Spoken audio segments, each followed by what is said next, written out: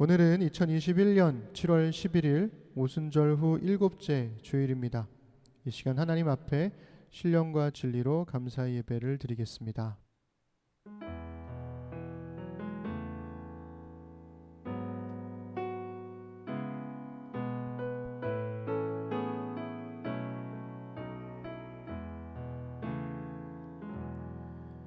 내가 하나님 여호와께서 하실 말씀을 들으리니 무릇 그의 백성 그의 성도들에게 화평을 말씀하실 것이라. 그들은 다시 어리석은 대로 돌아가지 말지로다. 진실로 그의 구원이 그를 경외하는 자에게 가까우니 영광이 우리 땅에 머무르리이다. 인애와 진리가 같이 만나고 의와 화평이 서로 입맞추었으며 진리는 땅에서 솟아나고 의는 하늘에서 굽어보도다. 여호와께서 좋은 것을 주시리니 우리 땅이 그 산물을 내리로다.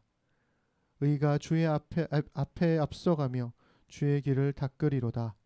아멘. 우리 찬양하겠습니다. 우리 지난주에 우리 승현 자매 집에서 거기서 드린 예배 드릴 때 우리 승현 자매가 고백하고 싶다고 함께 나누었던 찬양입니다. 우리 내 모습 이대로 하나님 앞에 고백하십시다.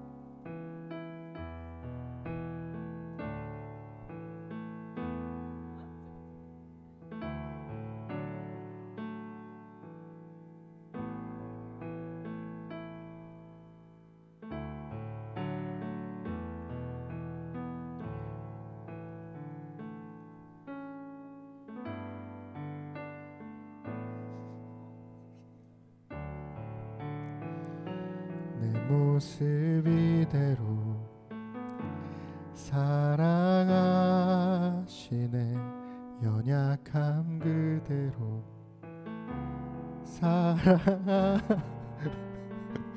잠깐만요. 아니 웃음이 빵 터졌어. 승현 자매가 잠깐 헤매가지고 이런 게 또 실시간 예배의 묘미가 아니겠습니까? 우리 처음부터 함께 내 모습 이대로 내 모습 이대로 사랑하시네. 사랑하시네. 큰일 났다. 어떡하지? 어떡하지? 너무 웃기다. 엔지 잠깐만요.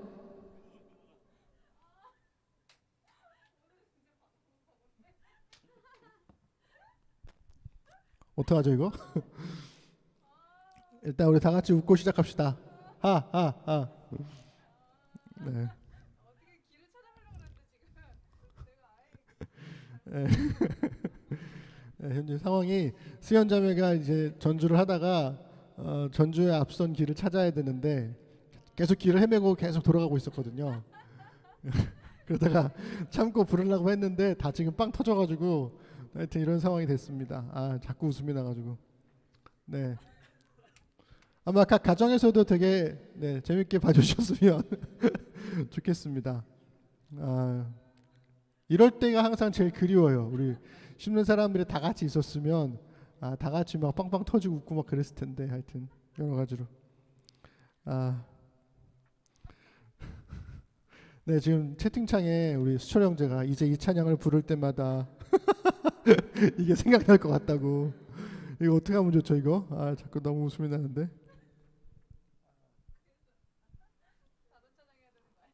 다른 찬양 해야 되는 거 아니에요 진짜? 우리 지금 뭐 식은땀 났어요. 자, 우리 내 마음 다해 찬양합시다. 내 마음 다해 찬양합시다. 내 마음 다해. 우리 기쁨을 몰아서 우리의 마음을 다하여 주님을 기쁨으로 찬양합시다. 내 마음 다해. 내 마음 다해 주 이름 찬양해. 주 사랑 깊어 말로 다 못하네. 주 앞서가며 길을 만드시네. 오직 내 갈망 영원히 주 찬양. 내 맘에 힘이 되신 주, 영원한 빛이 되신 주, 내 모든 호흡이 주의 행하심 찬양해. 주는 위대한 통치자, 내 모든 것 주께 순복해. 내 삶을 주의 불로 채우소서. 내 마음 다해, 내 마음 다해 주 이름 찬양해. 주 사랑 깊어 말로 다 못하네. 주 앞서가며 길을 만드시네, 길을 만드시네. 오직 내 갈망 영원히 주 찬양. 내 맘에 힘이 되신 주, 영원한 빛이 되신 주, 내 모든 호흡이 주의 행하심 찬양해. 주는 위대한 통치자, 내 모든 것 주께 순복해. 내 삶을 주의 불로 채우소서. 내 맘에 힘이 되신 주, 영원한 빛이 되신 주, 내 모든 호흡이 주의 행하심 찬양해. 주는 위대한 통치자, 내 모든 것 주께 순복해. 내 삶을 주의 불로 채우소서. 예수 열방의 소망, 예수 열방의 소망, 예수 우리의 위로자. 주는 온 땅에 영원한 소망. 우리 고백하십시다. 예수 어둠 속의 빛, 예수 변함없는 진리. 주는 온 땅에 빛이 되시네. 우리 위에 죽으시고 다시 사신 생명의 주, 우리 위에 죽으시고 다시 사신 생명의 주. 주님만이 소망이요 변함없는 반석이라. 주님만이 온 세상을 비추시네. 또 죽음에서 부활하신 우리 구주, 평강의 왕, 주를 믿는 모든 자의 소망 되신 주를 믿네. 우리 처음부터 한번 고백하십시다. 예수, 예수 열방의 소망, 예수 우리의 위로자는 주는 온 땅에 영원한 소망. 예수, 예수 어둠 속의 빛, 예수 변함없는 진리. 주는 온 땅에 빛이 되시네. 우리 위에 죽으시고 다시 사신 생명의 주, 우리를 위해 죽으시고 다시 사신 생명의 주. 주님만이 소망이요 변함없는 반석이라. 주님만이 온 세상을 비추시네.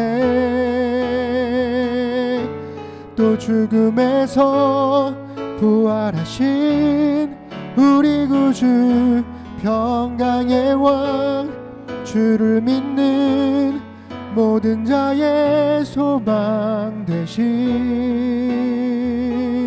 주를 믿네.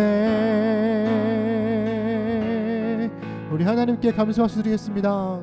아멘. 네, 우리 세상의 유혹 시험이 이어서 진행하겠습니다.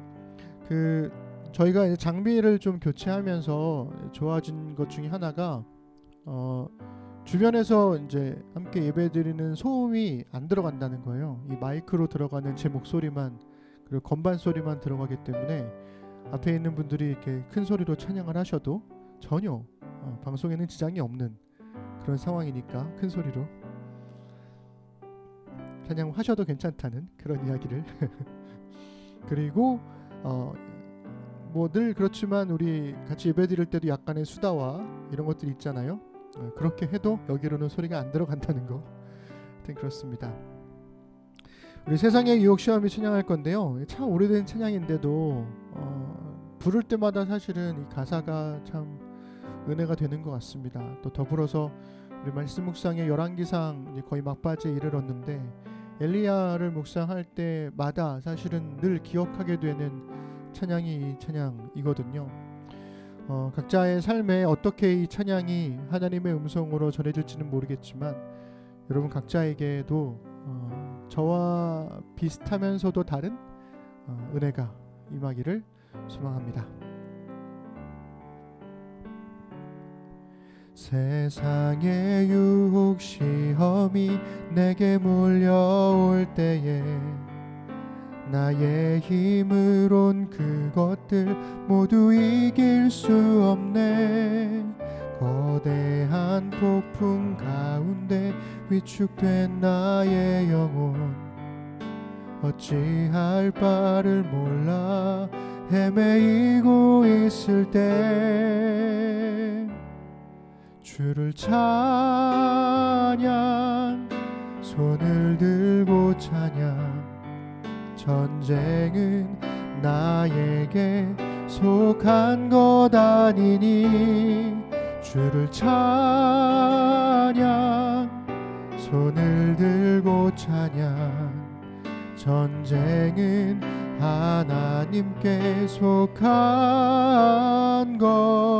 것이니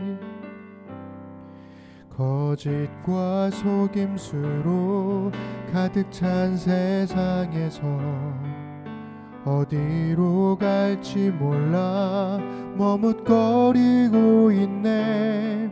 공중의 권세 잡은 자 지금도 우리들을 실패와 절망으로 넘어뜨리려 하네. 주를 찬양, 손을 들고 찬양. 전쟁은 나에게 속한 것 아니니 주를 찬양, 손을 들고 찬양. 전쟁은 하나님께 속한 것이니 주위를 둘러보면 아무도 없는 듯 믿음의 눈을 들면 보이는 분 계시네. 지금도 내 안에서 역사하고 계시는 사망과 어둠의 권세 물리치신 예수님. 주를 찬양, 손을 들고 찬양.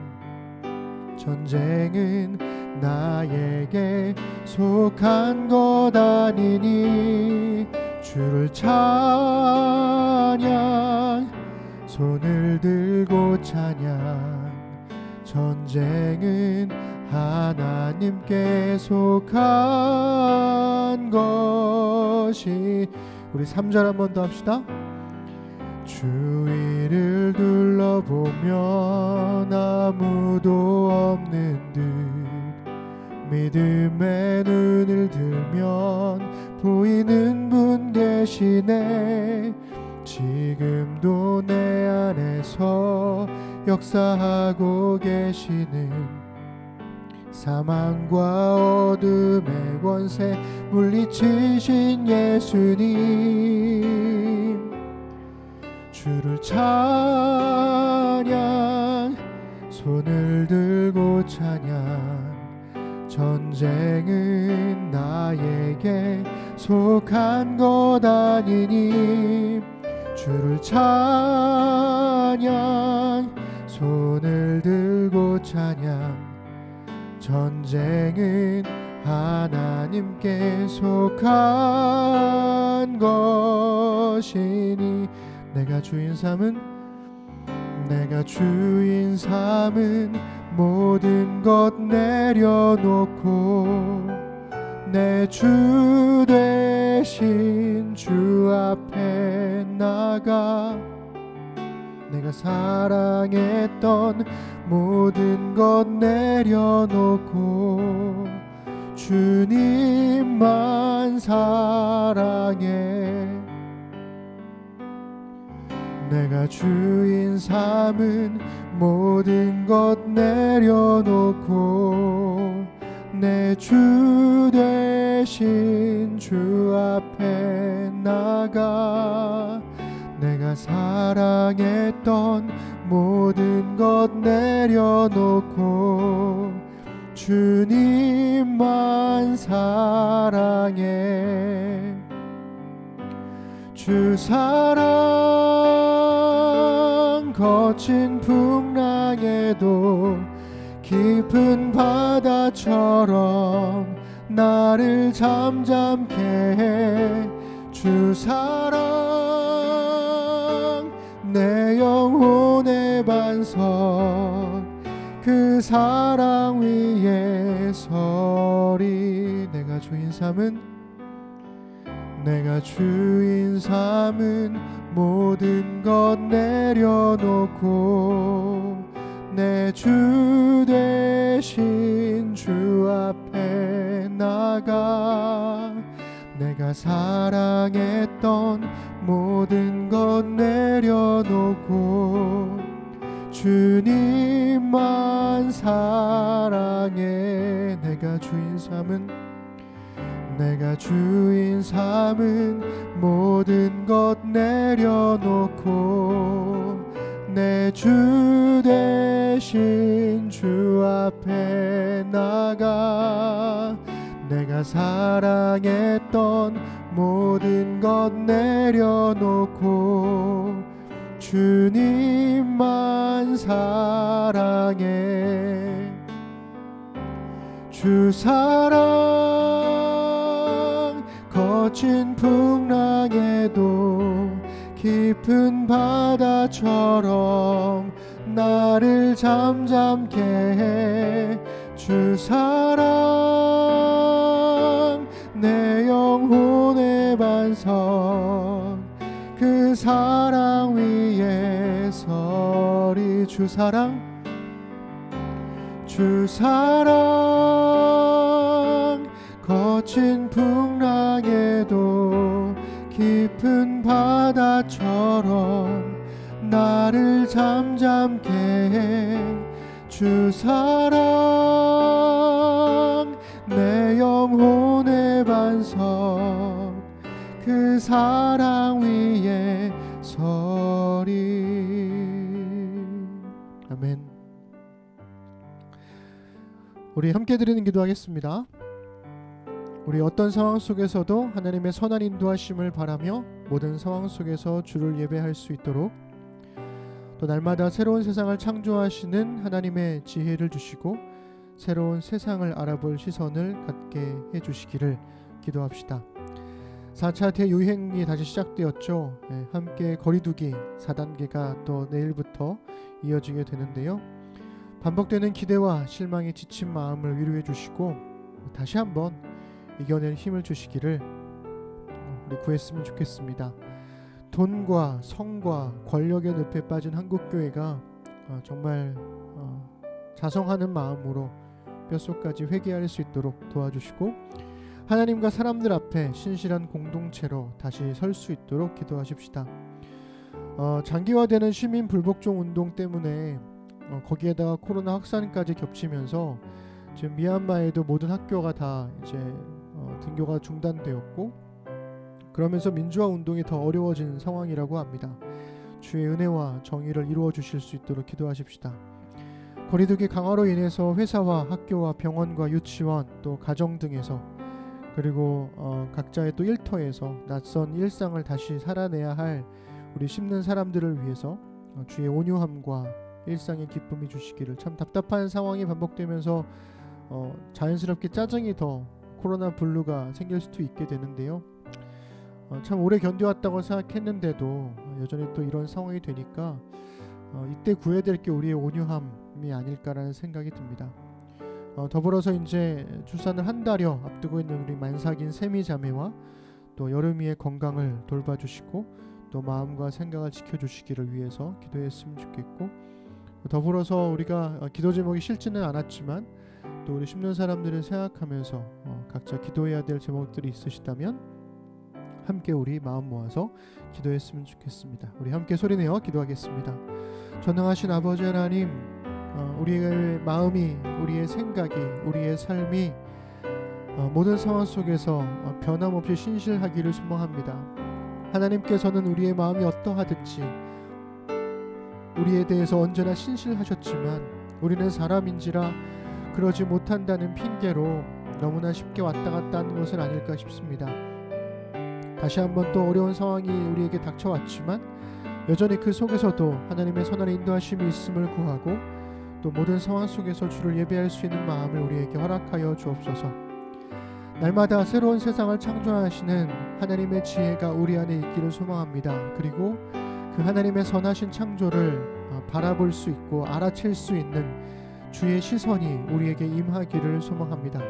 그래서 똑같아 보이는 일상이지만 소소하게나마 우리 곁에 두시는 주의 은혜를 발견함으로 우리의 일상에 다 새로운 소망과 기쁨이 될 수 있도록 인도하여 주옵소서. 거리두기 4단계가 시작됩니다. 하나님, 우리의 마음을 지켜주시고 우리의 삶을 보듬어 주옵소서. 자영업자들이 참 많이 힘들어했다가 이제서야 조금 괜찮아진 것 같았는데 다시 또 큰 피해를 입게 될까봐 또 걱정이 됩니다. 여러 가지로 참 어렵고 힘든 상황인데, 그럼에도 불구하고 또 한번 닥쳐온 위기 속에서 다시금 이 위기를 이겨낼 수 있도록 힘을 주시고 우리 각자의 마음을 위로하시고 보듬어 주옵소서. 일하는 정부와 또 의료진들에게도 다시금 소망을 부어주시고 각자 삶의 자리에서 우리가 무엇을 해야 할지 고민하며 실천해 갈 수 있는 지혜도 허락해 주십시오. 한국 교회에 대한 뉴스의 소식들이 들려올 때마다 참 마음이 무너지곤 합니다. 돈에 또 성에 권력에 그 수많은 유혹들 가운데 빠져서 허덕이고 있는 한국 교회를 긍휼히 여겨주시고 반성할 건 반성하고 심판받을 건 심판받으며 하나님의 공의를 구할 수 있도록 도와주십시오. 그래서 다시 한번 하나님과 사람 앞에 신실한 공동체로 회복될 수 있도록 인도하여 주옵소서. 하나님께서 이스라엘을 그 성전을 무너뜨리신 것을 우리가 잊지 않기를 원합니다.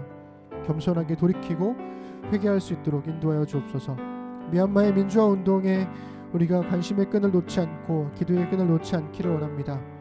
시민 불복종 운동이 계속되고 있고 또 코로나 확산까지 겹치면서 군부는 자신만만해하고 미얀마의 민주화 운동은 계속 더딘 상황이 됩니다. 사람들의 피로감도 만만치 않는 것 같은데 우리가 잊지 마라 않고 계속해서 생각날 때마다 기도할 수 있는 마음을 주시고 반드시 하나님께서 그 땅에 주의 은혜와 정의를 이루어 주시기를 소망합니다. 거리두기 강화로 인해서 회사와 학교와 병원과 유치원 또 가정 등에서 다시 낯선 일상을 살아는 힘든 사람들을 돌봐주십시오. 온유함을 주시고 일상의 기쁨을 허락해 주시기를 간절히 소망합니다. 하나님, 무엇보다 무더운 여름날에 만삭인 세미 자매와 여름이의 건강을 돌봐주십시오. 돌보는 한규 형제와 또 우리 가을이의 마음도 지켜주시고 이 가정의 마음과 생각을 돌봐주시기를 소망합니다. 한 아이만 키워도 참 쉽지 않은 삶이고 또 아이가 없어도 쉽지 않은 삶이고 또 아이가 둘이면 더 쉽지 않은 상황인데 각자가 참 어려운 상황들을 보내고 있지만 그럼에도 불구하고 서로를 위한 기도와 격려와 또 관심이 멈추지 않도록 우리 심는 사람들과 함께하여 주옵소서. 주의 돌봄이 우리 심는 사람들의 각자의 삶 속에 충만하게 임하기를 간절히 소망합니다. 우리 주님께서 가르쳐 주신 기도를 우리 한 목소리로 읽겠습니다. 하늘에 계신 우리 아버지, 아버지의 이름을 거룩하게 하시며 아버지의 나라가 오게 하시며 아버지의 뜻이 하늘에서와 같이 땅에서도 이루어지게 하소서. 오늘 우리에게 일용할 양식을 주시고 우리가 우리에게 잘못한 사람을 용서하여 준 것 같이 우리 죄를 용서하여 주시고 우리를 시험에 빠지지 않게 하시고 악에서 구하소서. 나라와 권능과 영광이 영원히 아버지의 것입니다. 아멘. 네, 우리 심는 사람들 소식 전하겠습니다. 우리 오늘 찬양을 할 수 없었던 내 모습 이대로는 우리 다음 주에 다시 한번 도전해 보는 걸로 그렇게 하도록 하겠습니다. 또 생각날 것 같긴 하지만 그래도 이번 주는 도저히 안 될 것 같아요. 네, 우리 계속 우리 실시간 예배를 드리고 있습니다. 4차 대유행으로 인해서 4단계로 상향되었죠. 우리 심는교회는 뭐 계속해서 4단계에 준하는 비대면 예배를 지속해 왔기 때문에 우리 예배는 큰 변화는 없을 것 같습니다. 여기 놀자에도 문의를 했는데 4단계가 되더라도 6시 이후에는 4명까지는 괜찮기 때문에 여기서 예배를 위해 수고하는 분들을 제외하고는 그 거리두기를 따라서 계속 지금처럼 예배를 계속 이어가면 될 것 같습니다. 예배와 교회를 위해서 수고해 주시는 우리 저와 또 우리 3명의 운영위원들을 위해서 계속 기도와 격려 부탁드립니다. 그냥 매주 당연하게 예배를 드리는 것 같지만 사실은 예배를 준비하는 사람들이 정말 열심히 준비하고 있거든요. 위해서 마음과 또 기도와 격려를 부탁드리겠습니다. 어느새 말씀 묵상 시즌 5번째가 열왕기상이 이번 주 금요일을 마지막으로 끝나게 됩니다. 그리고 이제 다음 시즌이 되면 가을의 열왕기 하를 이어서 하게 되겠죠.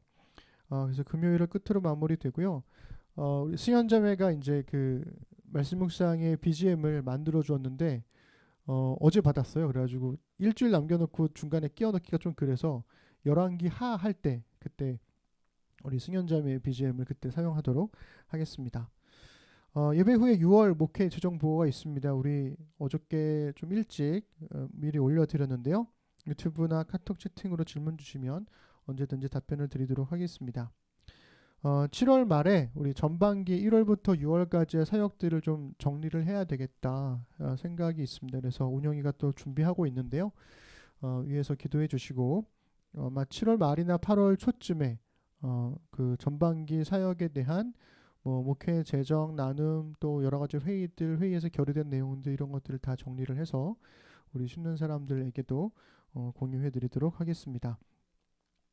느협 온라인 연합수련회에 관한 궁금증이 되게 많으실 거예요. 그러니까 그 느협에서도 온라인 수련회를 처음 해보는 거기 때문에 거기다가 또 준비하는 중간에 또 4차 대유행이 오면서 또 여러 가지 또 그 변동들이 생길 것 같은데 실제 현장에서 참여하는 사람들을 제외하고는 온라인으로 하는 거기 때문에 큰 무리는 없을 것 같고요.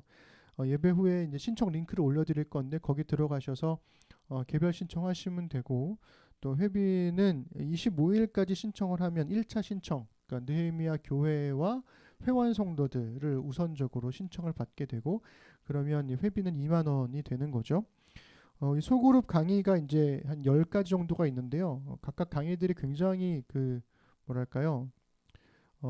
컨텐츠가 좋습니다. 그래서 다양한 여러 가지 주제들을 가지고 있는 컨텐츠들이 있고 또 거기 이제 설문에 들어가 보시면 신청란에 들어가 보시면 다른 교회 사람들과 이렇게 만나서 토론할 수 있는 것을 참여하고자 하는지의 여부도 묻는 것들이 있더라고요. 그래서 어쨌든 뭐 연합 수련회를 참여를 하되 뭐 어떻게 이제 교회별로 움직일 거냐, 이거는 좀 그 의견 차가 좀 있는 것 같긴 합니다. 그래서 원래 계획은 느헤미야에서는 교회별로 모여서 함께 이제 뭐 강의를 듣고 뭐 이런 걸 생각을 했던 것 같아요. 그런데 지금 4차 대유행 때문에 거리두기가 상향되면서 그렇게는 못할 것 같고 아마 개별 참여로 가지 않을까라는 생각이 듭니다. 그래서 여러분들 좀 이렇게 그 링크 드리면 살펴보시고, 그리고 이제 웹에서 아직 이제 구체적으로 어떻게 이제 전체 일정이 진행되는지가 지금 만들고 있거든요. 그래서 아직 공개되지 않은 상황인데 만들어지게 되면 조금 더 자세한 어떻게 수련회가 진행되겠구나 이런 걸 좀 아실 수 있을 것 같습니다. 그러니까 여러분들 참여해 보시고 또 여러분들 의견 주신 대로 또 우리 수련회 우리 그 심는 교회만의 온라인 수련회도 잘 계획을 해서 올 연말쯤에 한번 해볼 생각을 저 혼자 지금 생각을 하고 있는데요. 네, 하여튼 뭐 좋은 아이디어들이 있으면 좋겠습니다. 네, 우리 찬송가 440장 우리 찬양하겠습니다.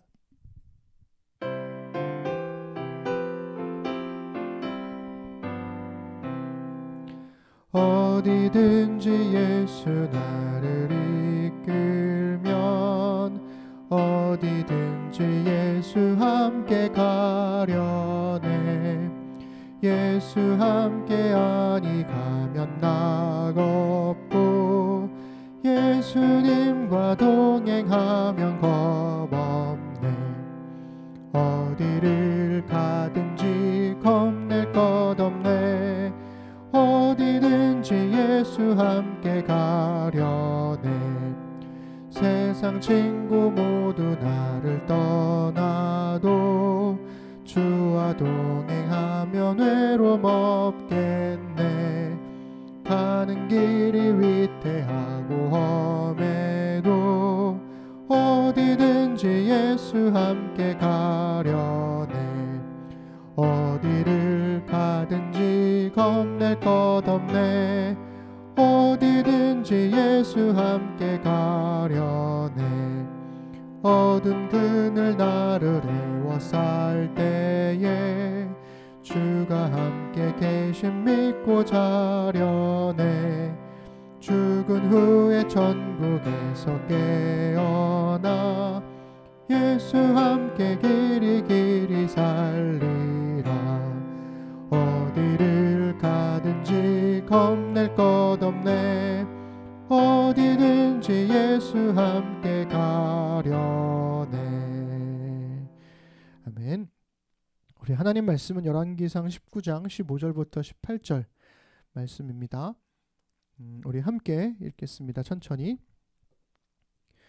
여호와께서 그에게 이르시되 너는 내 길을 돌이켜 광야를 통하여 다마섹에 가거든 아사엘에게 기름을 부어 아람의 왕이 되게 하고 너는 또 님시의 아들 예후에게 기름을 부어 이스라엘의 왕이 되게 하고 또 아벨 무홀라 사밧의 아들 엘리사에게 기름을 부어 너를 대신하여 선지자가 되게 하라. 하사엘의 칼을 피하는 자를 예후가 죽일 것이요 예후의 칼을 피하는 자를 엘리사가 죽으리라. 그러나 내가 이스라엘 가운데에 7,000명을 남기리니 다 바알에게 무릎을 꿇지 아니하고 다 바알에게 입맞추지 아니한 자니라. 아멘. 네, 오늘은 주인공이 되고픈 이들에게 라는 제목으로 하나님 말씀 나누겠습니다. 반갑습니다. 씹는 사람들 안녕하세요. 안녕하세요. 안녕하십니까? 네, 다들 잘 지내고 계시겠죠? 잊어버리셨을까봐 다시 한번 말씀드리지만 우리 심는교회에서는 아이를 낳고 1년 동안은 원래 이제 오프라인 예배를 드리게 되면 오프라인 예배 프리패스권이 있습니다. 그래서 아이를 데리고 이렇게 나오기가 쉽지 않기 때문에 각자 편할 때 예배를 드리실 수 있도록 하는 게 있는데 지금은 뭐 다 온라인으로 예배 드리기 때문에 그런 게 좀 무색해지기는 했어요. 그럼에도 불구하고 편하게 우리 육아하는 가정들 화이팅 하시기를 바라고, 네, 오늘은 주인공이 되고픈 이들에게 라는 제목으로 우리 지난주에 열왕기상 말씀 묵상 진행하다가 말씀 묵상에 담아내지 못한 이야기들을 오늘 좀 나누면 좋겠다라는 생각이 들어서 하나님 말씀을 전하려고 합니다. 여러분은 고무동력기 세대는 아니시죠? 저는 고무동력기를 날렸던 세대거든요. 고무동력기 아세요? 모르죠? 아는 분들은 이제 나이가 이제 딱 드러나는 거고, 저가 초등학교 때 이때 이 고무동력기 옆에 보이시죠? 이 고무동력기를 날렸어요. 이거 만들기 위해서 아주 얇은 종이 날개를 이제 잘 붙여야 되거든요. 그거를 이제 잘못해서 조금만 힘을 더하면 이게 구멍이 뚫리고 찢어져요. 그러면 이것도 새 거를 또 사야 되잖아요. 그러니까 돈이 없으니까 맨날 이거 안 찢어지게 하려고 이렇게 붙이는 게 되게 일이었거든요. 근데 문제는 구멍이 뚫리잖아요. 그러면 이제 덧대야 되잖아요. 그럼 덧대면 이게 무게 중심이 안 맞으니까 또 잘 안 날라요. 그러면 또 이제 날려도 이게 또 처박히게 되고, 그러면 이제 또 날개는 찢어지고 땅에 처박힌 고무동력기는 이제 막 지 혼자 돌아가다가 멈추게 되고, 뭐 이런 걸 뭐 매번 반복했던 것 같습니다. 지금 생각해보면 저는 잘 못 만들었던 것 같아요. 그래서 제 기억에는 뭐 남지 않았지만 아마도 이것조차도 우리 누나가 다 만들어주지 않았을까라는 생각이 들게 되는데, 근데 그렇습니다. 근데 여러분들은 아마 뭐 드론을 날리거나 뭐 이런 세대실 것 같긴 한데, 어쨌든 근데 이 고무동력기를 만들고 날렸던 이 경기 언제 없어졌는지는 모르겠어요. 근데 이게 시작된 게 일제 강점기였다는 것을 최근에 알게 되었습니다. 그러니까 제가 지금 읽고 있는 책에서 그 이야기를 해주는데 되게 소름이 끼쳤어요. 그러니까 일본이 제국 침략이 가속화되던, 그러니까 만주 쪽으로 막 이제 막 진출을 하려고 하던 그때 1930년대에 이 공군력 강화를 위해서 소년 비행병 제도라는 것을 도입을 하게 되고요. 공군력 강화를 위해서 굉장히 다양한 행사를 개최했다고 해요. 심지어 그 당시에 서울 지역에 있는 초등학교 선생님과 아이를 한 명씩을 비행기에 태워서 하늘을 날려보내는 그런 행사들도 굉장히 많이 했다고 합니다. 그리고 그중 하나가 이 고무동력기 모형 비행기를 만들어서 날리는 행사였다는 거예요. 물론 제가 자라던 시기는 이제 우리나라의 공군력 강화를 위한 선전의 도구로 사용을 했겠지만 바뀌었겠지만, 어린 시절에 갖고 있던 그냥 순수하게 고무동력기를 날렸던 이 기억이 일본의 공군력 강화를 위한 전시 동원 정책에서 시작되었다는 것을 알게 되었을 때 굉장히 저는 좀 당황스러웠습니다. 그러니까 우리나라의 1949년에 공군 본부 초대 작전국장을 지내시고 1968년에 공군 참모총장으로 전역한 장지량이라는 분이 계세요. 그리고 공군사관학교 교장과 공군 작전사령관을 역임했던 윤응렬이라는 분도 계시고요. 일제 시기에 육군 소년 비행학교 15기 출신의 민영락이라는 분도 아마 이 공군 혹은 비행기에 관심 있으신 분들은 한 번쯤은 들어보셨을 만한 이름들이실 겁니다. 이분들, 우리나라 공군 역사의 영웅과도 같은 이분들이 하나같이 공통적으로 말하는 게 소년 비행사의 꿈이었다는 거예요.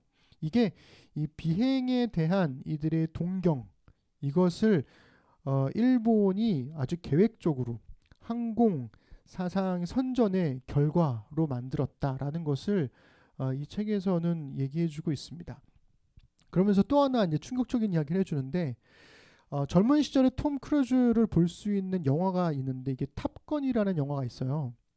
저한테는 되게 전설적인 영화. 톰 크루즈 여러분 지금도 아는 말 아시죠? 네, 아실 거예요. 근데 이 톰 크루즈의 정말 이 젊을 때의 리즈 시절을 볼 수 있는, 정말 잘생겼거든요. 근데 그 영화를 봤을 때가 아마 제 기억이 고등학생 때였을 것 같은데, 이 톰 크루즈가 오토바이를 타면서 이 공군의 그 드넓은 활주로를 막 달리는 그런 장면이 있습니다. 그리고 전투기에 이제 탑승하면서 조종하는 장면도 나오게 되거든요. 그때 진짜 멋있었어요. 그러면서 그 영화를 봤던 사람들이 정말 하나같이 나는 비행 조종사가 될 거야, 파일럿이 될 거야, 뭐 이런 꿈을 꾸었었거든요. 아마 그 영화를 봤던 저와 비슷한 세대의 사람들은 대부분 그런 꿈들을 한 번쯤은 다 꿔봤을 겁니다. 그런데 이 미국 공군의 공중폭격 기록으로 읽는 한국전쟁이라는 부제를 갖고 있는 이 폭격이라는 책을 쓴 김태호 교수가 이 톰 크루즈가 주연한 영화 이 탑건이 어떻게 만들어졌는가에 대한 흥미로운 이야기를 들려줘요. 우리 그 부분을 함께 읽어보면 좋을 것 같습니다. 어린 시절 필자는 영화 탑건을 보고 실제 잠시나마 멋진 선글라스와 항공 점퍼를 입은 조종사를 꿈꾼 적이 있다. 그러나 훗날 탑건이 수십억 원에 이르는 미군의 재정 지원하에 만들어졌고 그 영화 제작의 핵심 목적이 베트남 전쟁으로 악화된 미 해군 이미지 개선이었으며 영화 흥행 이후 미 해군 지원 비율이 현격히 올라갔다는 사실을 알게 되었을 때의 당혹감은 오히려 충격에 가까웠다. 당시 미 해군에 지원하여 훗날 걸프전을 비롯한 수많은 미군의 전쟁터에 투입되었을 사병들은 영화 화씨 9.12를 통해 볼 수 있는 것처럼 대부분 미국 사회의 최하층민이라는 사실도 기억할 필요가 있다. 되게 소름 끼치지 않아요? 그러니까 한 시대가 꿈을 주입하고 그 꿈을 이루는 사람은 주인공이 되는 거죠. 그런데 문제는 그 주인공은 언제나 한 명 내지는 두 명이라는 겁니다. 그 꿈을 향해 함께 달려가던 대부분의 사람들은 전부 다 보조 출연자처럼 느껴져요. 나는 주인공이 되지 못했어. 이런 생각을 한다는 거죠. 그러면서 우리가 어른이 되어가면서 느끼는 이 실패감, 이것은 아마도 시대의 주인공이 되지 못했다는 자책감에서 오는 게 아닐까, 그런 생각을 해보게 됩니다. 그래서 제가 명제를 하나 준비를 했어요. 우리의 꿈은 시대적 산물이다. 여러분, 이 명제는 참일까요? 거짓일까요? 어떻게 생각하시나요? 이거 참일까요? 거짓일까요? 일본의 제국주의적 야욕을 위한 선전 때문에 수많은 소년 비행사들이 생겨났고 그 소년 비행사들 중에서는 우리 잘 아시다시피 진주만에서 그 가미카제 자살 폭격기라고 하죠. 그렇게 죽어간 수많은 젊은이들도 바로 그것들의 결과물로 생겨난 사람들이었을 테고요. 미국의 전투력 강화를 위해서 파일럿을 꿈꾸는 사람들이 늘어났던 것처럼 그리스도인들도 비슷한 경험, 즉 시대적인 산물이 만들어낸 꿈을 경험해 온 게 아닐까라는 생각을 해보게 됐어요. 그러면서 제가 우리 한국 기독교의 시대를 좀 돌아봤습니다. 그러니까 단순화의 위험이 있긴 하지만 한번 여러분도 한번 들어보시면서 생각해 보셨으면 좋겠어요. 한국 기독교 역사 속에서 그리스도인들이 꾸었던 꿈도 어쩌면 시대의 산물이 아니었을까. 여러분, 우리의 1세대 그리스도인들, 한국의 그리스도인들의 꿈은 뭐였을까요? 가장 많이 열정을 다해서 했던 일, 전도였습니다. 전도. 교인 수를 늘리는 거죠. 복음을 전한다는 순수한 소명, 여기에 교인 수를 늘려서 세를 키우겠다는 시대적인 욕망이 뒤섞였습니다. 그러니까 시간이 지나면서 제가 더 느끼는 건 어떤 마음도 100% 순수한 100%는 없는 것 같아요. 여러 가지 마음이 뒤섞여 있는 것 같은데. 그 다음에 이제 전도로 이제 쇠가 늘어났어요. 그 다음에 2세대 한국교회의 꿈은 뭐였을까요? 뭐에 주력했나요? 교회 건축이죠. 건축을 시작했어요. 거룩한 하나님의 성전을 지어서 영광을 돌리겠다는 순수한 신앙심에 거기에 더해져서 부동산을 이용해서 돈을 쌓겠다라고 하는 시대적 욕망이 뒤섞이게 된 겁니다. 자, 그 다음 우리 3세대 전도를 막 했어요. 그 다음에 교회 건축을 막 붐이 일어났어요. 그 다음에 제 3세대 한국교회의 꿈은 무엇이었을까요? 여러분 다 아실 겁니다. 다음 세대를 키운다. 이런 겁니다. 지금까지 갖게 된 모기. 죄송해요. 모기가 갑자기. 지금까지 갖게 된 한국 교회가 쌓아온 것 뭔가요? 여러 많은 사람들의 수, 그 다음에 쌓아놓은 재력, 이런 것들을 다음 세대까지 물려주어야 한다라고 하는 이 시대적 욕망이 다음 세대를 키우는 교회, 이런 걸로 함께 뒤섞인 게 아닐까 싶어요. 그 속에서 그리스도인들은 전도 왕을 꿈꾸고요. 교회 건축 헌금을 많이 드리는 재력가. 우리 맨날 하는 얘기 있잖아요. 그 누구죠? 11조 많이 들여가지고 복 받았다는 그 미국 사람. 카네기인가? 카네기 아닌데? 이름 까먹었어.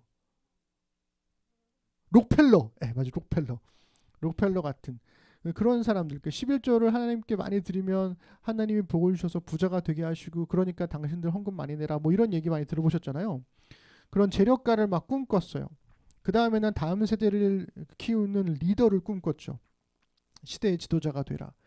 그러니까 결국에는 전도 왕이 되라, 재력가가 되라, 리더가 되라, 전부 다 뭐 하라는 거예요? 시대의 주인공이 되라는 거죠. 그 다음은 뭘까요? 그 다음 세대, 그러니까 지금 한국교회가 되겠죠. 그럼 다음 세대는 저는 그렇게 생각합니다. 그 다음도 꿈꾸고 싶었는데 갑자기 멈췄어요. 뭘로요? 코로나로요. 지금 멈춘 상황인 것 같아요.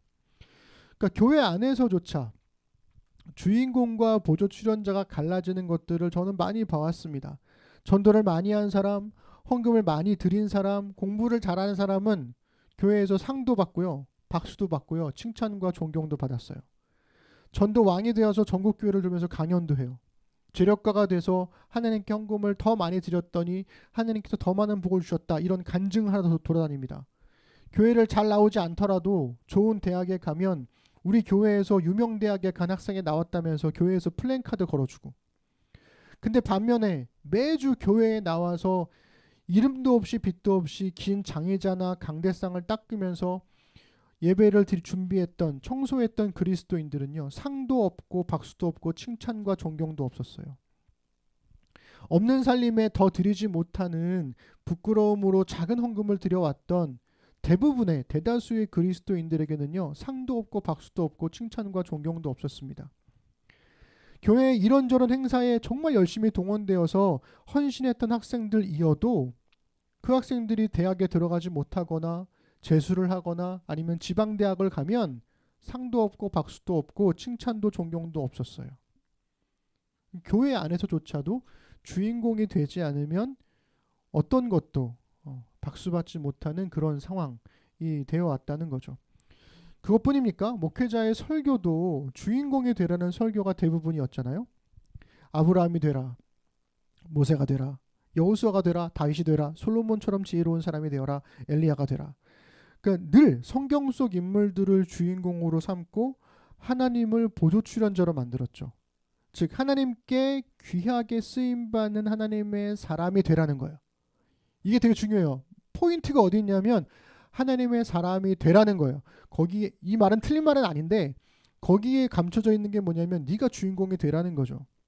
그러다 보니까 우리는 성경 속 인물들이 가지고 있는 훌륭한 점만 잘 알아요. 그들이 가지고 있는 약점들을 잘 몰라요. 아브라함이 어떤 잘못을 했는지, 모세가 어떤 실수를 했는지, 다윗이 얼마나 그 말도 안 되는 짓을 저질렀는지, 솔로몬이 얼마나 정말 사악한 인물인지 이런 거 우리 잘 모르잖아요. 그러니까 그런 설교를 하면 새롭고 신선하게 들리게 되는 거예요. 그들이 주인공이 아닌데. 그러다 보니까 성경 인물들의 실수나 실패는 읽지도 않고 들을 기회도 없다 보니까 성경을 읽으면서 점점 사람을 주목해요. 사람을 주목할 때마다 어떻게 되냐면 하나님은 점점 흐릿해져 가는 거죠. 그러니까 주인공만 기억하는 시대와 주인공만 높이는 교회에서 자란 우리 시대의 그리스도인들은, 그러니까 여러분들이죠. 동일하게 느끼는 감정이 뭐냐면 엄청난 실패감과 죄책감을 느끼며 살아요. 다는 아니겠지만 대부분은 이렇게 생각합니다. 하루하루 살아가는 게 버거울 뿐인, 그래서 나는 아브라함처럼 인생을 내거는 순종도 하지 못했고, 모세처럼 권력자 앞에 설 용기도 없었고, 다윗처럼 매 순간 하나님을 의지하지도 못했고, 솔로몬과 같은 지혜도 없고 부와 명예도 이루어지 못했구나. 결국 하나님을 위한 나름 열심히 살았다고 생각을 했는데 나는 결국 엘리야처럼 아무것도 이루지 못한 채 너무나 평범하게 나이만 먹고 있는 게 아닐까라는 생각을 갖게 된다는 거예요. 왜요? 주인공이 되지 못했으니까. 그래서 저는 이 850명의 우상 숭배자들과의 대결에서도 승리하고 나서도 깊은 절망에 빠졌던 엘리야의 모습이 한국교회의 현실을, 한국교회의 그리스도인들의 현실을 저는 그대로 보여준다라고 생각이 듭니다. 내가 주인공인 줄 알았는데, 멋지게 승리해서 많은 사람들의 찬사를 받을 줄 알았는데 그런데 변한 건 아무것도 없구나 라는 절망. 나 정말 열정적으로 신앙생활을 했는데 근데 시대는 점점 악해져 가는 것만 같은 현실. 오히려 세상의 조롱과 위협을 받는 현실이 너무나 뼈아프지 않나 이런 생각을 하게 되는 것 같아요. 비록 성경은 주목할 만한 사람들을 중심으로 이야기를 전개하고 있지만 저는 하나님께서 우리가 알지 못하는 하나님의 뜻을 중심으로 역사를 이끌어 가신다라고 믿습니다. 그리고 성경은 이름조차 거론되지 않는 하나님의 사람들에 관한 기록을 남겼죠. 그 기록을 흔적으로 남겼습니다. 그것을 잘 보여주는 게 오늘 우리가 읽은 본문이죠. 엘리야는 주인공이 아니었어요. 아니, 하나님에게는 주인공이 처음부터 필요 없으셨습니다. 저는 그 로뎀나무 아래 엘리야에 관한 이 이미지가 너무 미화되었다고 생각을 하는 사람 중에 하나입니다. 그 엘리야의 감정이입을 많이 하는 거죠. 그런데 좀 아이러니한 게 뭐냐면 엘리야는 이세벨이 죽인다는 말에 두려워서 살고 싶어서 도망쳤잖아요. 그런데 하나님께는 차라리 죽여달라고 호소하더라는 거예요. 살고 싶어서 도망쳤는데 죽여달래요. 이거 어떻게 이해를 해야 될까요? 읽어볼까요? 19장 3절 4절 우리 함께 읽어보겠습니다.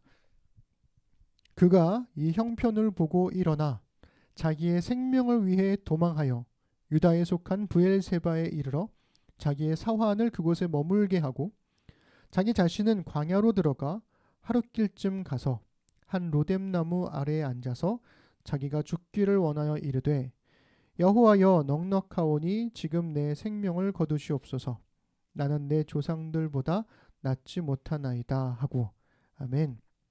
물론 이것을 엘리야가 우상 숭배자인 이세벨의 손에는 죽고 싶지 않다. 차라리 죽게 된다면 하나님의 손에 죽겠다. 이렇게도 우리가 볼 수 있겠지만 이 위대한 예언자라는 이름이 가지고 있는 이미지를 좀 벗겨내서 한번 보자고요. 그냥 하나님 말씀에 순종했던 한 사람으로 한번 보면 어떻게 읽히냐면 살기 위해 도망친 엘리야가 하나님께 죽여달라고 한 거는 자신이 엄청난 회개를 일으켰던 주인공이 되지 못함에서 오는 투정은 아닐까라는 생각이 드는 거예요. 하늘에서 불이 떨어졌어요. 그러니까 이런 거죠. 사람들의 눈에는 하나님이 아니라 엘리야가 보이잖아요. 그러니까 하나님께서 불을 내리신 게 보이는 게 아니라 마치 엘리야가 하나님의 불을 이 땅에 내린 사람처럼 보인다는 거예요. 하나님께서 백성들을 돌이키신 게 아니라 엘리야가 백성들로 회개하게 한 것처럼 보인다는 거죠. 하나님께서 우상 숭배자들을 심판하신 게 아니라 엘리야가 이 위대한 예언자가 우상 숭배자들을 심판한 것처럼 보인다는 거예요. 누구한테? 사람들에게. 그러니까 사람들 눈에 누가 보여요? 하나님이 아니라 엘리야가 보이는 거죠. 그래서 백성들도 심지어는 아합 왕도 엘리야의 말을 따라요. 그런데 갑자기 하루아침에 물거품이 돼요. 회개한 것처럼 보였던 백성들이 다시 우상 숭배로 돌아가고요. 자기 말을 들었던 아합 왕이 다시 말을 듣지 않고요. 그리고 이세벨이 갑자기 자기를 죽이겠대요. 생명을 걸고 혼신을 다 했는데 그 일이 하루아침에 무용지물이 되는 아침 이슬처럼 사라져버리는 것을 경험했을 때에 오는 절망. 저는 거기에서 오는 분노가 이 하나님을 향한 게 아닐까라는 생각이 듭니다. 너무 그 과도한 해석일까요? 그런데 나름의 근거가 있어요. 그 근거가 바로 오늘 우리가 읽은 하나님께서 엘리야에게 주신 새로운 소명이었습니다. 저는 이 새로운 소명이 주인공이 되고 싶었으나 주인공이 되지 못한 엘리야의 투정을 반증하는 것 같아요. 우리 다시 한번 읽어볼까요? 열왕기상 19장 15절부터 17절까지만 읽겠습니다. 여호와께서 그에게 이르시되 너는 네 길을 돌이켜 광야를 통하여 다메섹에 가서 이르거든 하사엘에게 기름을 부어 아람의 왕이 되게 하고 너는 또 님시의 아들 예후에게 기름을 부어 이스라엘의 왕이 되게 하고 또 아벨무홀라 사밧의 아들 엘리사에게 기름을 부어 너를 대신하여 선지자가 되게 하라. 하사엘의 칼을 피하는 자를 예후가 죽일 것이요 예후의 칼을 피하는 자를 엘리사가 죽이리라. 아멘. 오타가 있네요. 예수님의 칼이 아니라 예후입니다. 여기 보면 하나님께서 엘리야에게 세 가지 새로운 소명을 주시는데요. 이 세 가지 소명 중에 엘리야가 실제로 하는 건 딱 하나예요. 뭐냐면 엘리사를 후계자로 세우는 겁니다. 그리고 나머지 두 개, 하사엘을 아람의 왕으로 세우는 것, 예후를 북이스라엘의 왕으로 세우는 것, 이 두 가지는 훗날 엘리사가 해요. 그러니까 새로운 소명이 주어졌는데 엘리야, 네가 다시 주인공 역할을 해야 돼. 이게 아니라 엘리야, 너는 이제 뒤로 나와. 이제 엘리사를 후계자로 세워. 그리고 엘리사가 너에게 주어진 그 소명을 이루게 할 거야. 이룰 거야. 이렇게 말씀하신다는 거죠. 그 엘리야를 뒤로 빼버리시는 거예요. 그런데 여기서 끝이 아니에요. 하나님은 그 앞에 보면 엘리야가 그런 투정하거든요. 내가 주님을 위한 열심이 정말 대단했는데 나 혼자만 싸우는 것 같습니다. 이 얘기를 계속 반복을 해요. 하나님께서 이렇게 말씀하시죠. 너 혼자 싸우는 거 아니야. 또 다른 예언자들이 있어. 너만 혼자 특별한 일을 하고 있는 게 아니야. 많은 사람들이 각자의 삶의 자리에서 내 앞에, 하나님 앞에 신실하게 살고 있어. 이렇게 말씀하시더라는 거죠. 그게 18절 마지막 절입니다. 우리 함께 읽겠습니다. 그러나 내가 이스라엘 가운데에 7,000명을 남기리니 다 바알에게 무릎을 꿇지 아니하고 다 바알에게 입맞추지 아니한 자니라. 아멘. 제가 언제였죠? 요 본문을 가지고 예전에 설교했었을 때 그때 이런 얘기 했었습니다. 7,000명을 남기리니라는 말이 미래에 남길 거라는 건지 아니면 지금 7,000명이 있는 것인지가 원문에서는 좀 불분명하다고 말씀드렸어요. 그러니까 지금 있을 수도 있고 나중에 7,000명이 생겨날 수도 있다. 이 두 가지 의미가 다 있다고 말씀을 드렸었습니다. 근데 보세요. 엘리야는 자기만 정말 치열하게 싸운다고 생각을 했어요. 내가 이스라엘에 남은 최후의 하나님의 사람이다. 이런 마음으로. 그러니까 난 특별하고. 그런데 하나님께서 말씀하시는 게 그거예요. 아합과 이세벨이 하나님의 예언자들을, 하나님의 사람들을 다 죽이고 학살하고 있을 때 그럼에도 불구하고 바알에게 무릎 꿇지 않고 바알에게 입맞추지 않은 사람들이 있어. 심지어 7,000명이나. 엘리야 한 사람만 특별한 게 아니라 그 특별함을 평범함으로 싹 바꿔버리시는 거예요. 너만 특별한 게 아니라 7,000명이 있다니까? 7,000명이 전부 다 그렇게 하고 있어. 라고 말씀하시는 거죠. 그들은 엘리야처럼 화려한 승리를 이뤄내지도 않았어요. 엄청난 회개를 일으킨 적도 없어요. 아마 그들은 살기 위해서 도망치며 정말 숨어 다녔을 거예요. 그들은 우상숭배자 아합 왕이 다스렸던 시대임에도 불구하고 하나님께 신실한 삶을 살아갔습니다. 사실은 그들이야말로 이스라엘에서 하나님을 믿는 믿음을 지켜나간 사람들이라는 거죠. 후대의 사람들은 이 엘리야라는 이름을 기억할진 모르겠지만 바로 그들이 하나님을 믿는 믿음을 가질 수 있었던 것, 즉 후대의 사람들이 하나님을 믿는 믿음을 가질 수 있었던 것은 화려하진 않지만 묵묵하게 하나님을 믿는 믿음을 따라 살아갔던 이 7,000명의 사람들 때문이었다는 겁니다. 우리 말씀을 정리해 볼까요? 누구나 주인공이 되고 싶은 마음이 있습니다. 그래서 또 하나의 명제를 준비를 해봤어요. 내 인생의 주인공은 나. 우리 시대의 정말 강력한 세계관이죠. 여러분, 이 명제는 참일까요? 거짓일까요? 어떻게 생각하십니까? 이것을 거짓이라고 말한다? 그러면 많은 욕을 먹을 것 같긴 한데, 근데 우리 한번 생각해 보십시다. 저는 적어도 그리스도인들에게만큼은 이 명제가 거짓이어야 한다고 생각합니다. 왜일까요? 우리 늘 고백하잖아요. 그리스도인은 내 뜻이 아니라 하나님의 뜻을 따라 살아가는 사람들이다. 그리스도께서 내 삶의 진정한 주인 되심을 고백하는 사람들이다. 그러므로 예수님을 믿는 사람들에게 가장 위험한 유혹은 주인공이 되려는 욕망이 아닐까 싶어요. 그 욕망이 우리를 계속해서 실패와 절망으로 낙심과 좌절로 몰아가죠. 너는 왜 특별한 사람이 되지 못했어? 너는 왜 시대의 주인공이 되지 못했어? 너는 왜 시대의 리더가 되지 못했어? 너는 왜 이렇게 평범한 거야? 이런 것들을 계속해서 이야기하면서 우리의 마음을 위축시켜 나가는 거죠. 근데 하나님께서는 우리에게 주인공이 되라고 요구하지 않으셨습니다. 이 주인공 되는 것의 끝판왕이 뭔지 아세요? 교회 안에서? 저는 그것을 순교자 신앙이라고 생각해요. 그리스도교 신앙에 있어서 가장 존경받고 추앙받는 거 순교자. 가혹한 핍박에도 끝까지 예수님을 믿는 믿음을 지키며 살아가다가 온갖 고문 끝에 죽음을 맞이하는 순교자들. 이 사회학적 관점으로 그 기독교의 역사를 연구한 로드니 스타크가요, 순교자들을 성인으로 추대하는 것에 그치지 않고 그들을 숭배하는 데까지 나갔던 이 성인 숭배가 기독교 초기에서부터 있었다는 것을 밝혀냈습니다. 여러분, 지금도 카톨릭과 정교회는 성인의 날이 있어요. 그것을 축일로 정하고 기념해요. 그리고 그 성인의 이름으로 기도하고 그 성인이 행했던 일들을 추억하고 하죠. 근데 여러분, 정말 위대해 박수 쳐줄 만한 일이고 존경해 줄 만한 일인데, 우리가 예배해야 될 대상, 우리가 의지해야 될 대상은 예수 그리스도 한 분이시지 않습니까? 그러면서 이 로드니 스타크가 이렇게 얘기를 합니다. 순교자들의 이 순수한 신앙 반대편에 있는 존경과 명예의 주인공이 되고픈 욕망을 주목해요. 그 한 예로 안티옥의 이그나티오스라는 사람이 있는데, 이분이 기원 후 110년경, 그러니까 초기 기독교 중에서도 초기 기독교인 거죠. 110년경이면, 왜냐하면 110년경이면 요한복음이 기록될 그 전후 단계, 그 정도로 굉장히 빠른 시기예요. 그러니까 이 110년경에 체포되어서 로마의 경기장에서 처형되는 선고를 받습니다. 그런데 이제 로마의 경기장에서 처형이 되려면 로마까지 가야 되잖아요.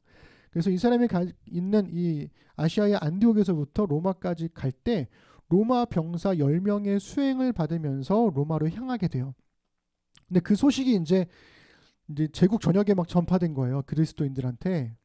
그랬더니 그가 지나가는 지역마다 그 지역의 그리스도인들이 다 나와서 영웅처럼 그를 맞이해주고 음식과 선물을 베풀고 그를 칭송해 주었다고 합니다.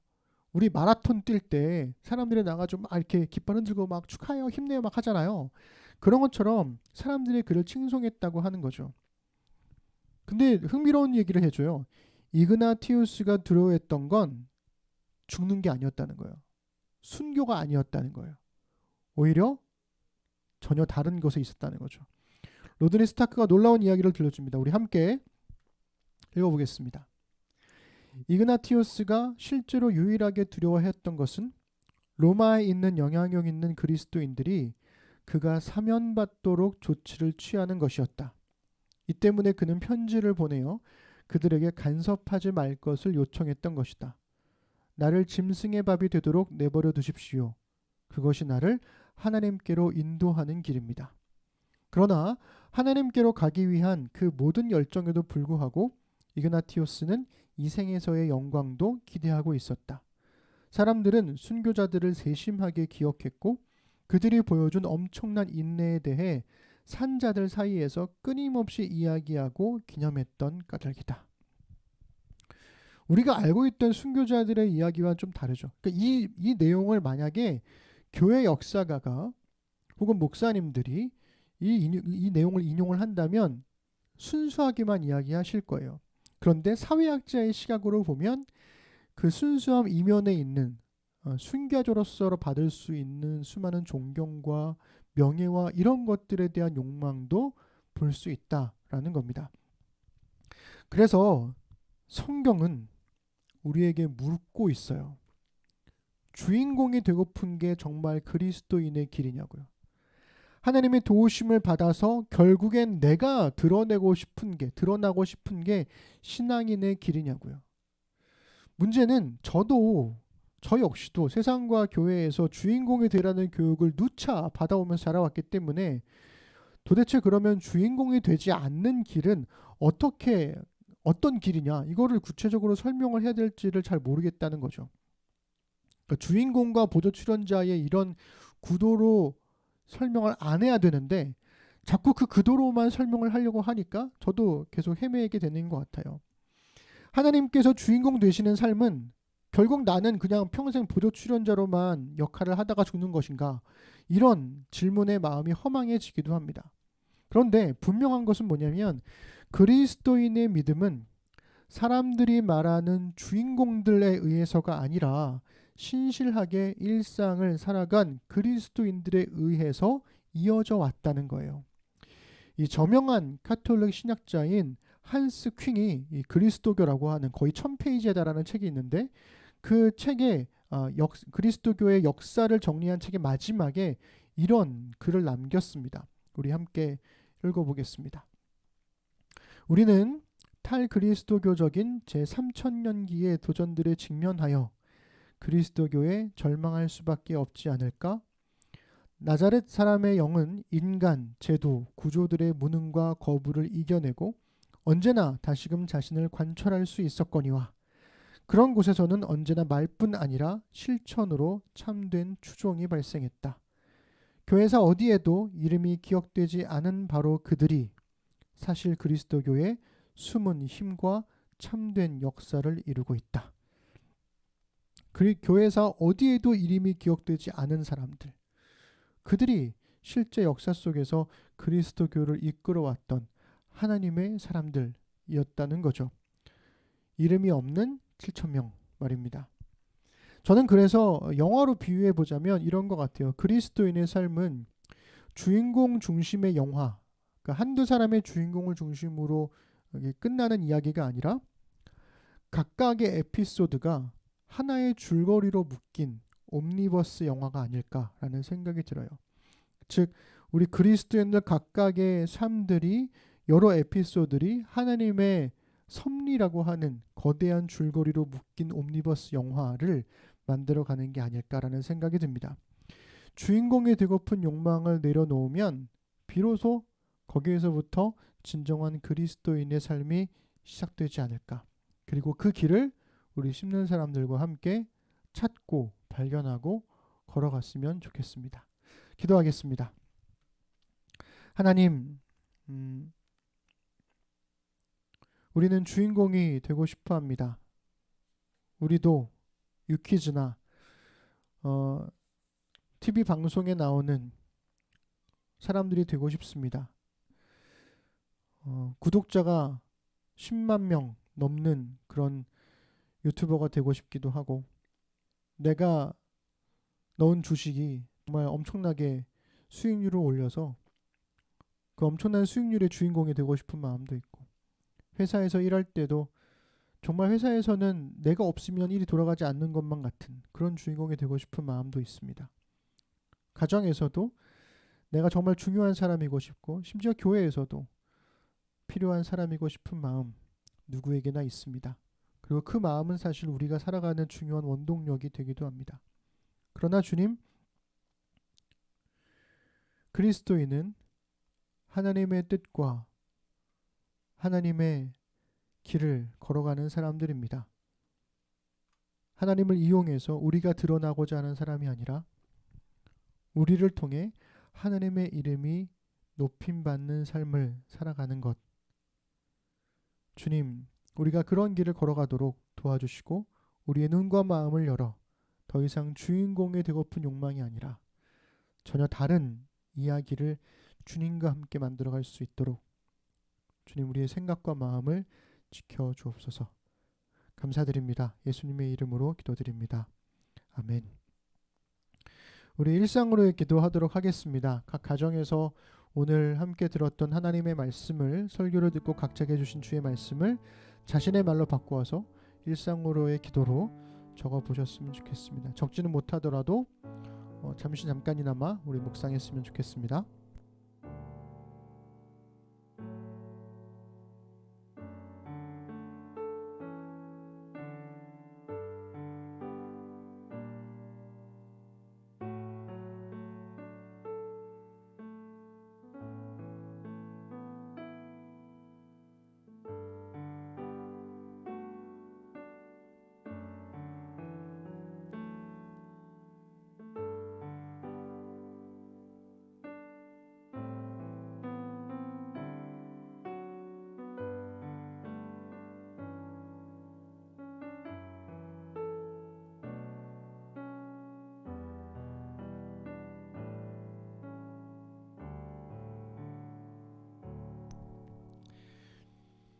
네, 우리 교회 찬양하시면서 우리 준비된 예물 하나님께 드리겠습니다.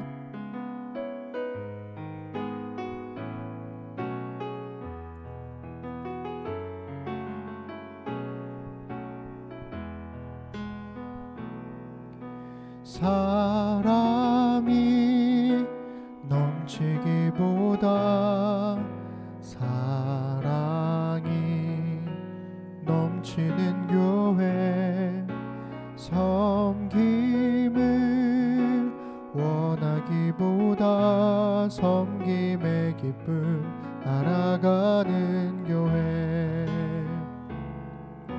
세상이 주목하기보다 주님이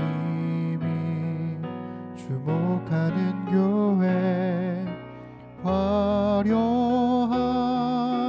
겉모습보다 중심이 주를 향한 교회, 주님이 피로 사신 아름다운 교회, 서로 사랑함으로 하나 되는 교회, 주님이 머리 되신 거룩한 교회, 우리 함께 만들어 가요.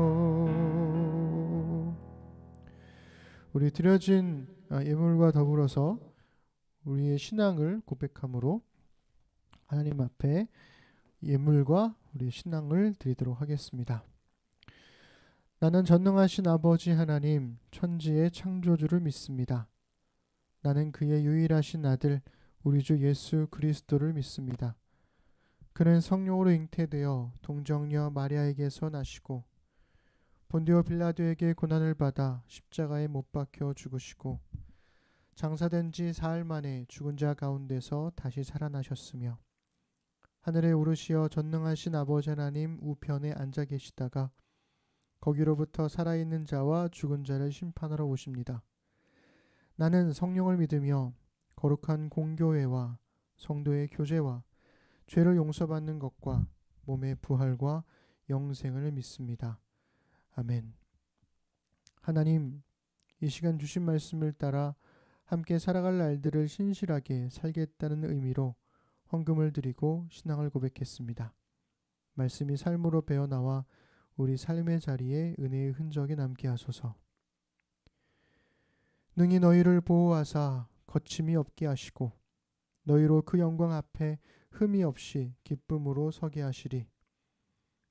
곧 우리 구주 홀로 하나이신 하나님께 우리 주 예수 그리스도로 말미암아 영광과 위엄과 권력과 권세가 영원전부터 이제와 영원토록 있을지어다.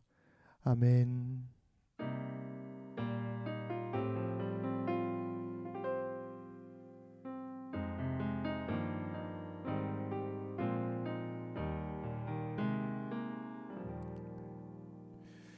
우리 예배를 받으신 하나님께 우리 감사 박수 드리겠습니다. 네.